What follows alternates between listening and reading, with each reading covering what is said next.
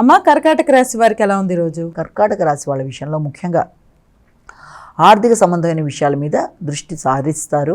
మాటల వల్ల కొంత ఘర్షణ అనేది ఎదుర్కొనే అవకాశం ఉంది. ముఖ్యంగా మీ బంధువర్గంతో మాట్లాడేటప్పుడు కానీ, నిర్ణయాలు తీసుకునేటప్పుడు కానీ, లేకపోతే ప్రయాణాలు చేసేటప్పుడు నూతన వ్యక్తుల యొక్క కలయిక, నూతన వ్యక్తులతో మీ యొక్క మాటలు మొదలైన వాటి విషయంలో కమ్యూనికేషన్ ప్రాబ్లం రాకుండా తగిన జాగ్రత్తలతో ముందుకు వెళ్ళాలి.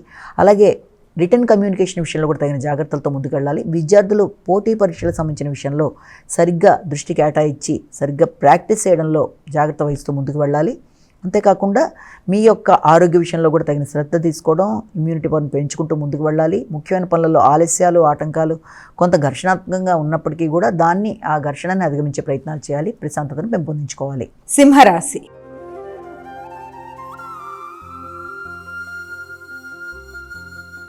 అమ్మ, సింహరాశి వారికి ఎలా ఉంది ఈరోజు? మీ యొక్క హృదయాందోళనను అధిగమిస్తూ ముందుకు వెళ్ళడానికి విశేషంగా కృషి చేస్తారు.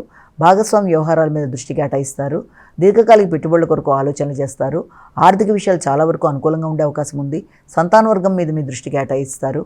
వారి ఆలోచనలు కానీ, వారి ఆరోగ్యం కానీ, వారి అభివృద్ధి, వారి కొరకు పెట్టే పెట్టుబడులు మొదలైన వాటి మీద మీ దృష్టి అధికంగా కేటాయించడం, దానికి సంబంధించిన ఇంతకుముందు వారి కొరకు మీరు ఏదైనా పెట్టుబడులు పెట్టినా దాని మీద వచ్చే ఆదాయం కానీ, దాని కొరకు కానీ మీకు చాలా వరకు అనుకూలతలు అనేది ఏర్పడే అవకాశం ఉంది.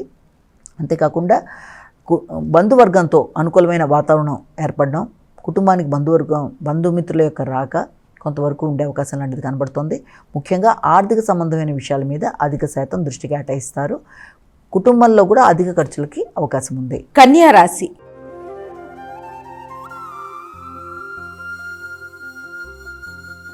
అమ్మ, కన్యా రాశి వారికి ఎలా ఉంది ఈరోజు? కన్యా రాశి వాళ్ళకి కుటుంబ వాతావరణంలో ముఖ్యంగా గృహానికి సంబంధించిన వాతావరణం, గృహాన్ని అందంగా అలంకరించుకోవడానికి, అలాగే మీ వ్యక్తిగతంగా మీ విషయాల్లో శ్రద్ధ తీసుకోవడం, వృత్తిపరమైన అభివృద్ధి కొరకు తీసుకునే నిర్ణయాలు అన్నీ కూడా చాలా వరకు అనుకూలంగా ఉంటాయి. కమ్యూనికేషన్ బాగుంటుంది.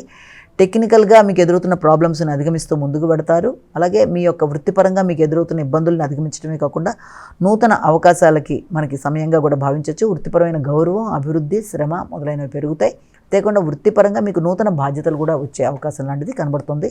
వ్యాపార వ్యవహారాల మీద మంచిగా దృష్టి కేటాయిస్తూ ముందుకెడతారు. అటు వ్యాపారం అయినా, అటు వృత్తి అయినా రెండు కూడా చాలా వరకు అనుకూలంగా ఉండడం, సంతాన వర్గానికి కూడా అనుకూలంగా ఉండడం అనేది విద్యార్థులకు విద్యాపరంగా అభివృద్ధి.